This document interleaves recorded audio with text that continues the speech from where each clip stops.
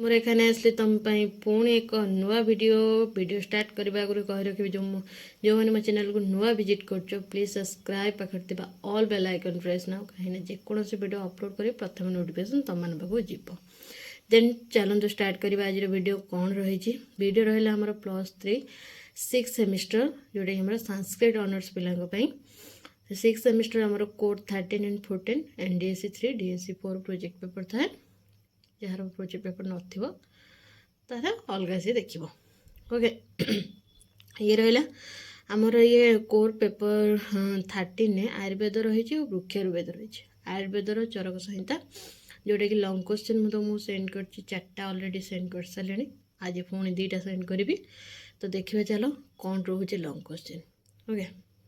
गले आमर long question कौन रही फास्ट 4टा छाड़ देती यहाँ 5 नंबर कौन रहा क्वेश्चन आमर आयुर्वेद से अधिकरण निरूप्य तत्र द्रव्यस्य प्रकार भेदम निर्णयते ओके।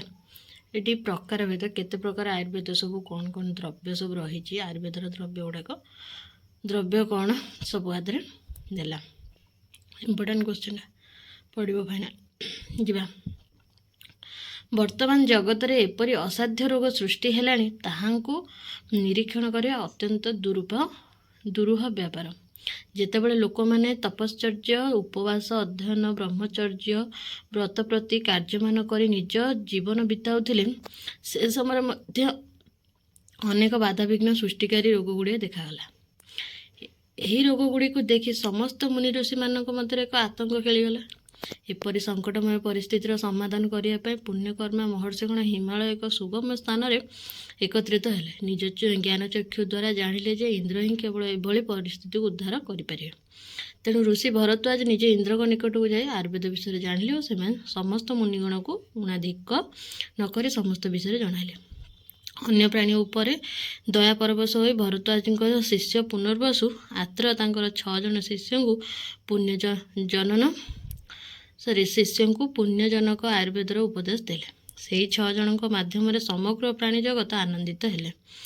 आयुर्वेदी यही आयुर्वेदर विपत्ति होची जो शास्त्र रे हित और अहित सुख दुख आयु पाई हितकर और अहितकर द्रव्य गुण कर्म आयुर प्रमाण एवं लक्षण द्वारा आयुर वर्णना करा जाय थाए ताकू आयुर्वेद कह जाए। शॉर्ट क्वेश्चन देखियो मन आत्मा और शरीर ये 3 गोटी परस्पर अनुग्राहक अटंती। एणु संयोगवशतः एमाने निज निज कार्य संपादन करिथांती।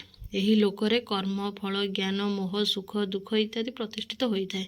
एणु कह जाइए श्लोक देइछि होला अत्र कर्मफलम चात्र ज्ञानम चात्र प्रतिष्ठितम अत्र मोह सुख दुखम जीवितम मरणम स्वाता। केतक मतरे पुमामर अर्थ लोक यही लोकर अर्थ पुरुष किंतु यार यथार्थ नुहे। एठारे पुमान अर्थ प्राणी को बुझाइब कारण आयुर्वेद परी शालीहोत्र संहिता हस्तायुर्वेद मनुष्य व्यतीत अन्य घोड़ा हाथी प्रभृति पशु मान रोग चिकित्सा विषय उपाय मान कहुई ओके।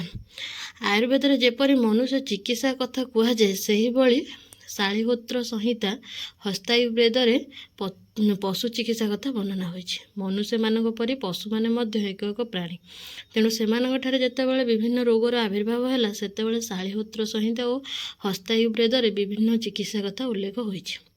मन आत्मा और शरीर 3टी हेउछि द्रव्य। यही द्रव्यटी 9 गोटी यथा पंच महाभूत आकाश वायु अग्नि जल और पृथ्वी। आत्मा मन काल तथा दिग 9टा। आ मध्य द्रव्य को 2 भाग विभक्त कराए यथा चेतन और अचेतन। चेतन द्रव्य जो द्रव्य इंद्रिय सहित थाए ताकू चेतन द्रव्य कहुए। अचेतन द्रव्य जो द्रव्य इंद्रिय रहित थाए ताकू अचेतन द्रव्य कहुए। आत्मा चेतन द्रव्य अटे और इंद्रिय गुड़िक बा शरीर जड़ अटे किंतु आत्मा चेतन बोली सेतेबेले जना जाए जेतेबेले तार इंद्रिय सहित संबंध स्थापित न होइछि कारण इंद्रिय गुड़िक ज्ञानोपलब्धिर साधन अटंती है। तो नेक्स्ट पेज को जीवा और कही रखिए चैनल को प्लीज सब्सक्राइब कर और लाइक कर तुम सांग मान पाक शेयर कर कमेंट भी जदि किसी कोटी बुझीबार असुविधा हो कि जानवर असुविधा हो मत कमेंट माध्यम जनाओ ओके। आउ भल गोटे कथा कहबी जे तुम जेमिति से देइछि पैराग्राफ तुम से भाया ही लिखा चेष्टा कर।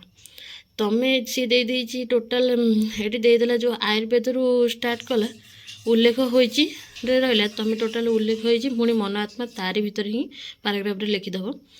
କହିବ ଗୋଟେରେ ଆମେ ସାରିଦେବୁ, ନୁହେଁ, ସେ ଯେତିକି ଯେତିକି ଦେଇ ତୁମେ ସେତିକି ସେତିକି ଲେଖିବାକୁ ଚେଷ୍ଟା କରିବ, ହେଲେ ତୁମକୁ ମାର୍କ ଉଠାଇବା ପାଇଁ ସୁବିଧା ହେବ।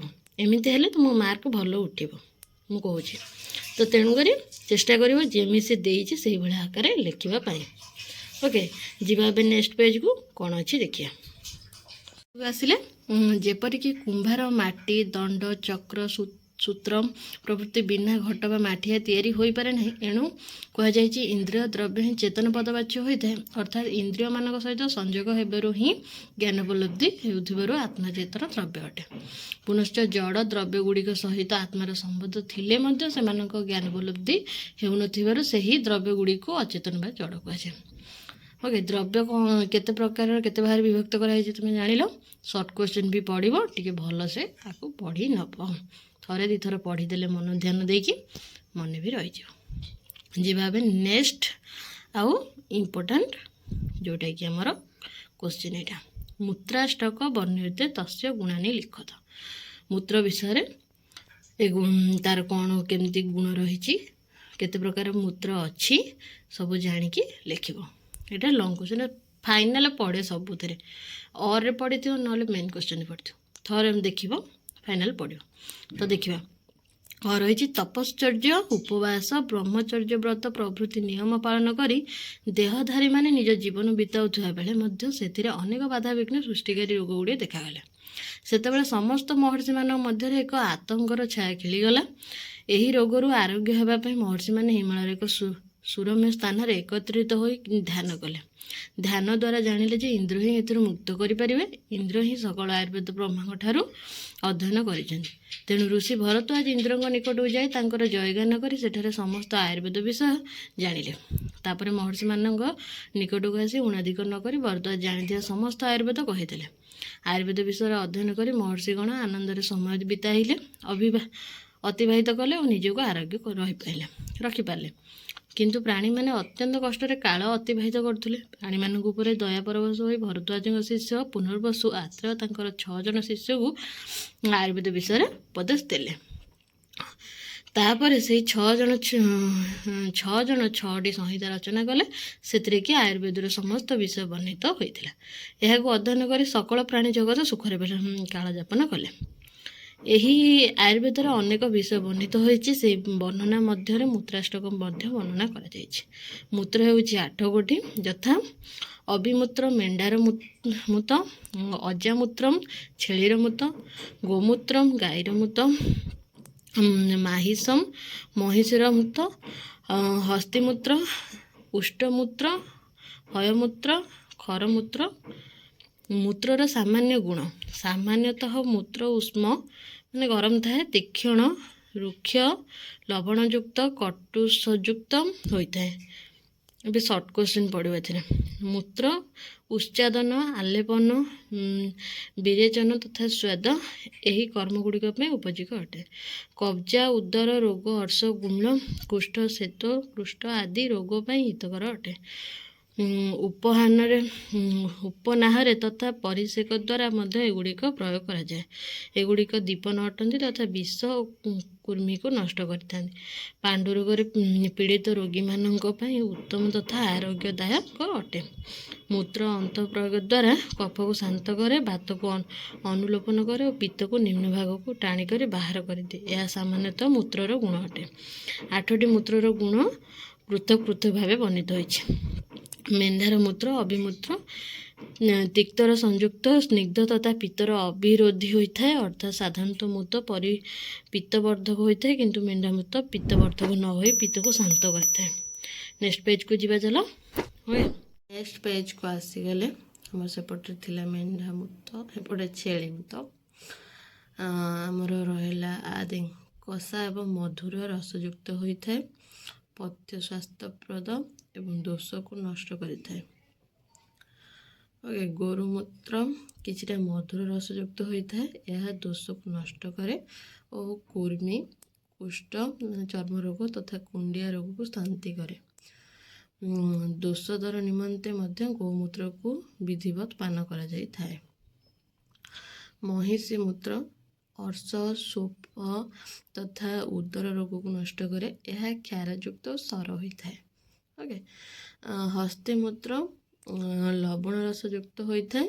ଏହା କୁର୍ମି କୋଷ୍ଠ ମଳକବଚା ମୂତ୍ର ଠିକ୍ ଭାବେ ହେବା ବା ଆଦୌ ନ ହେବା ବିଷ ପ୍ରଭାବ କଫ ରୋଗ ତଥା ଅର୍ଶ ପାଇଁ ହିତକର ଅଟେ। ଓଟ ମୂତ୍ର ଏହା ତିକ୍ତ ରସଯୁକ୍ତ ହୋଇଥାଏ। ଶ୍ୱାସ କାଶ ଓ ଅର୍ଶ ରୋଗକୁ ନଷ୍ଟ କରିଥାଏ। ଅଶ୍ୱମୂତ୍ର ଏହା ତିକ୍ତ କଟୁରସଯୁକ୍ତ ହୋଇଥାଏ। ଏହା କୁଷ୍ଠ ବ୍ରଣ ଓ ବିଷ ଦୋଷକୁ ନଷ୍ଟ କରିଥାଏ।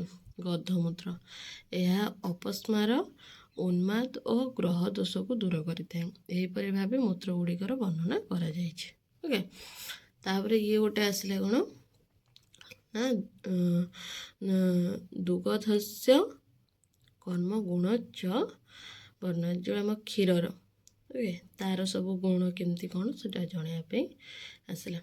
ଦୁଗ୍ଧସ୍ୟ ଯେଉଁ ଆୟୁର୍ବେଦର ସର୍ବପ୍ରାଚୀନତମ ଗ୍ରନ୍ଥ ହେଉଛି ଚରକ ସଂହିତା ଓ ସୁଶ୍ରୁତ ସଂହିତା। ଚରକ ସଂହିତା ହେଉଛି ଚିକିତ୍ସା ସାଧନ ତନ୍ତ୍ର ଓ ସୁଶ୍ରୁତ ସଂହିତା ହେଉଛି ଶଲ୍ୟ ଚିକିତ୍ସା ସାଧନ ତନ୍ତ୍ର। ପୁନର୍ବସୁ ଓ ଆତ୍ରେୟଙ୍କ ଠାରୁ ଅଗ୍ନିବେଶ ଆୟୁର୍ବେଦର ଅଧ୍ୟୟନ କରିଥିଲେ। ପ୍ରାଣୀମାନଙ୍କ ଉପରେ ଦୟା ପରବଶ ହୋଇ ଆତ୍ରେୟ 6 ଜଣଙ୍କୁ ଆୟୁର୍ବେଦ ବିଷୟରେ ଉପଦେଶ ଦେଇଥିଲେ। ସେହି 6 ଜଣ ହିଁ 6ଟି ସଂହିତା ରଚନା କରିଥିଲେ। ସେହି ସଂହିତା ଗୁଡ଼ିକରେ ଆୟୁର୍ବେଦର ସମସ୍ତ ବିଷୟ ସନ୍ନିବେଶିତ ହୋଇଥିଲା ଓ ପ୍ରାଣୀମାନଙ୍କର ଅଶେଷ କଲ୍ୟାଣ ସାଧନ ହୋଇଥିଲା। ସେହି ଆୟୁର୍ବେଦ ଗ୍ରନ୍ଥରେ ବିଭିନ୍ନ ରୋଗର ବିଭିନ୍ନ ଔଷଧ କଥା ପ୍ରତିପାଦିତ ହୋଇଥିଲା। ନେକ୍ସଟ ପାରାଗ୍ରାଫ ଉଦ୍ଭିଦ ଦ୍ରବ୍ୟର ମୂଳିନ ଏକ ଔଷଧ ଏହା 16 ପ୍ରକାର। ସେହିପରି ଫଳିନ ଔଷଧ 19 ପ୍ରକାର। ମହାସ୍ନେହ 4 ପ୍ରକାର, ଲୁଣ 5 ପ୍ରକାର, ମୂତ୍ର 8 ପ୍ରକାର ଓ ଦୁଧ ମଧ୍ୟ 8 ପ୍ରକାର। ଆୟୁର୍ବେଦରେ ବର୍ଣ୍ଣିତ କ୍ଷୀର 8 ପ୍ରକାର ଯଥା ମେଣ୍ଢା କ୍ଷୀର, ଛେଳି କ୍ଷୀର, ଗାଈ କ୍ଷୀର, ମଇଁଷ କ୍ଷୀର, ଓଟ କ୍ଷୀର, ହାତୀ କ୍ଷୀର, ଘୋଡ଼ି କ୍ଷୀର ଓ ସ୍ତ୍ରୀ କ୍ଷୀର। ଏହି 8 ପ୍ରକାର କ୍ଷୀର କାମରେ ଲାଗିଥାଏ। କ୍ଷୀର ଶରୀରର ପାଇଁ ଅତ୍ୟନ୍ତ ଉପଯୋଗୀ। ଏହି କ୍ଷୀରକୁ ମୁଖ୍ୟତଃ ମଧୁର, ସ୍ନିଗ୍ଧ, ଶୀତ, ସ୍ତନ୍ୟ ବୋଲି ଆୟୁର୍ବେଦରେ କୁହାଯାଇଛି। ଏହା ଅତ୍ୟନ୍ତ ତୃପ୍ତିଦାୟକ, ବୃହତ, ବୀର୍ଯ୍ୟବର୍ଦ୍ଧକ, ମେଧ ବଳବର୍ଦ୍ଧକ, ମନସ୍କର, ଜୀବନ ଶକ୍ତିଦାୟକ, ସମହର ତଥା ଏହା ଶ୍ୱାସ ଓ କାଶ ନଷ୍ଟକାରୀ ଅଟେ। ଶରୀର ଦୂଷିତ ପିତ୍ତ ବିଭିନ୍ନ ପ୍ରକାର ରୋଗ ସୃଷ୍ଟି କରିଥାଏ। କ୍ଷୀର ଏହି ଦୂଷିତ ପିତ୍ତକୁ ନଷ୍ଟ କରି ଶରୀରକୁ ସୁସ୍ଥ ରଖେ। ଦୁଧ ସମସ୍ତ ପ୍ରାଣୀମାନଙ୍କ ପାଇଁ ମହାତ୍ମ୍ୟ ଅଟେ, ସମନ ତଥା ଶୋଧନ ଅଟେ। କ୍ଷୀର ଅତ୍ୟଧିକ ଶୋଷ ହେଉଥିଲେ ସେହି ଶୋଷକୁ ଦୂର କରେ, ଅଗ୍ନିକୁ ପ୍ରଦୀପ୍ତ କରେ ଓ କ୍ଷୀଣ ପୁରୁଷ ତଥା ଯତ ପାଇଁ ଅତି ଶ୍ରେଷ୍ଠ ଔଷଧ ପରି କାର୍ଯ୍ୟ କରେ। ପାଣ୍ଡୁରୋଗ, ଅମ୍ଳପିତ୍ତ, ଶୋଷ ଗୁଳ୍ମ, ଉଦର ରୋଗୀ, ଅତିସାର, ଜ୍ୱର, ଦାହ ତଥା ସୁଜଥି ପାଇଁ ଦୁଧର ବିଧାନ ବ୍ୟବହାର କରାଯାଏ। ଯୋନି ଦୋଷ, ଶୁକ୍ର ଦୋଷ, ମୂତ୍ର ରୋଗ ତଥା ପ୍ରଦର ପ୍ରଭୃତି ରୋଗ ପାଇଁ ଏବଂ ପୁରୀକ୍ଷ। ଓକେ ଯିବା ଏବେ ନେକ୍ସଟ ପେଜକୁ। ନେକ୍ସଟ ଏବଂ ଲାଷ୍ଟ ପେଜକୁ ପଳେଇ ଆସିଲେ ମୁଁ ତୁମକୁ ଭିଡ଼ିଓଟା ଏଣ୍ଡ କରିବା ଆଗରୁ କହି ରଖିବି ଗୋଟେ କଥା ଯେ ମୋ ଚ୍ୟାନେଲରେ ଟେଲିଗ୍ରାମ ମୁଁ ଆଟାଚ୍ କରିଛି। ସୋ ତୁମେ ସେଥିରେ ତୁମର ଯାହା ସବୁ କୋଶ୍ଚିନ୍ ଆସୁଛି, ତୁମ ଏକ୍ଜାମର ଯାହା ସବୁ ପୂର୍ବ କୋଶ୍ଚିନ୍ ସବୁ ଆସୁଛି ମୋତେ ସେୟାର କର। ମୁଁ ସେଇ ହିସାବରେ ତୁମମାନଙ୍କ ପାଇଁ ସବୁ କୋଶ୍ଚିନ୍ ବାଛିକି ନେଇକି ଦେବି, ହେଲେ ତୁମକୁ ରିଭାଇଜ୍ କରିବାକୁ ଭଲ ହେବ। ତ ଦେଖ ଏଇଟା ରହିଲା ଆମର ଲାଷ୍ଟ ପେଜ୍, ଯେଉଁଟାକି ଆମର ଥିଲା କ'ଣ କଠିନ ହେଲେ ବାତ କିମ୍ବା ପିତ୍ତ ପାଇଁ ଦୁଧ ପଥ୍ୟ ଅଟେ। ଯେମିତି ଯୋନି ଦୋଷ, ଶୁକ୍ର ଦୋଷ, ମୂତ୍ର ରୋଗ ତଥା ପ୍ରଦର ପ୍ରଭୃତି ରୋଗ ପାଇଁ ଏବଂ ପୁରୁଷ କଠିନ ହେଲେ ବାତ କିମ୍ବା ପିତ୍ତ ପାଇଁ ଦୁଧ କ୍ଷୀର ମାନେ ଭଲ ହେଇଥାଏ। ଏହାକୁ ନସ୍ୟ, ଆଲେପ, ଆବଗାହନ, ବମନ, ଆସ୍ଥାପନ, ବିରେଚନ ତଥା ସ୍ୱହନ କର୍ମ ଦ୍ୱାରା ରୋଗ ପାଇଁ ପ୍ରୟୋଗ କରାଯାଏ। ବାନ୍ତି ପାଇଁ ଅଶ୍ଳତଙ୍କ ବୃକ୍ଷର କ୍ଷୀର, ବିବେଚନ ନିମନ୍ତେ ଶ୍ରୁହି ବୃକ୍ଷର କ୍ଷୀର ତଥା ବିରେଚନ ଝାଡ଼ା ସଫା କରାଇବା ପାଇଁ ଓ ବାନ୍ତି ନିମନ୍ତେ ଅର୍କ ଗଛର କ୍ଷୀର ପ୍ରୟୋଗ କରାଯାଇଥାଏ। ଏହିପରି ଭାବେ ଆୟୁର୍ବେଦରେ କ୍ଷୀରର କର୍ମ ଓ ଗୁଣ ସମ୍ପର୍କରେ ଆଲୋଚିତ ହୋଇଛି। ଓକେ ମୁଁ ଭିଡ଼ିଓ ଏଣ୍ଡ ରଖୁଛି। ମୁଁ ପୁଣି ଥରେ କହି ରଖି ମୋ ଚ୍ୟାନେଲକୁ ଯେଉଁମାନେ ନୂଆ ଭିଜିଟ୍ କରୁଛ ପ୍ଲିଜ୍ ସବସ୍କ୍ରାଇବ୍, ପାଖରେ ଥିବା all bell icon press now, କାହିଁକିନା ଯେକୌଣସି ଭିଡ଼ିଓ ଅପଲୋଡ଼ କରି ପ୍ରଥମ ନୋଟିଫିକେସନ୍ ତୁମମାନେ ପାଖକୁ ଯିବ। ଆଣ୍ଡ ଲାଇକ୍ ବି କର, ତୁମ ସାଙ୍ଗମାନଙ୍କୁ ସେୟାର କର ଆଣ୍ଡ କମେଣ୍ଟ କର ତୁମର କ'ଣ ଆଉ ଆବଶ୍ୟକତା ଅଛି, କେଉଁଠି ବୁଝିପାରୁନ କି କେଉଁଠି ଭୁଲ ରହୁଛି ମୋତେ ଜଣାଅ, ମୁଁ ତାକୁ ସଂଶୋଧନ କରିବି। ତ ରହୁଛି, ପୁଣି ଦେଖା ହେବ ଆଉ ଏକ ଭିଡ଼ିଓରେ। ଟାଟା।